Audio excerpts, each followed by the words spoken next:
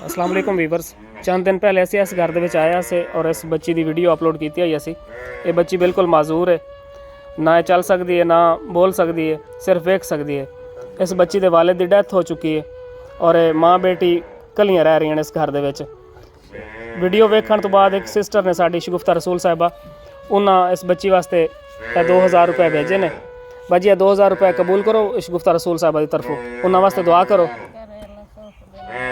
आमीन आमीन आमीन।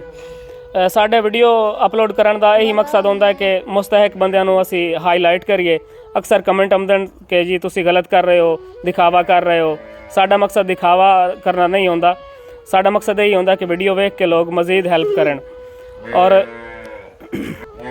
दिखावा करना या किसी की गुरबत का मजाक उड़ाना या उन्होंने तजलील करना साडा हरगिज़ मकसद नहीं है। साडा मकसद यही है कि वीडियो वेख के लोग इहो जे मुस्तहक लोगों की मज़ीद हैल्प हो सके।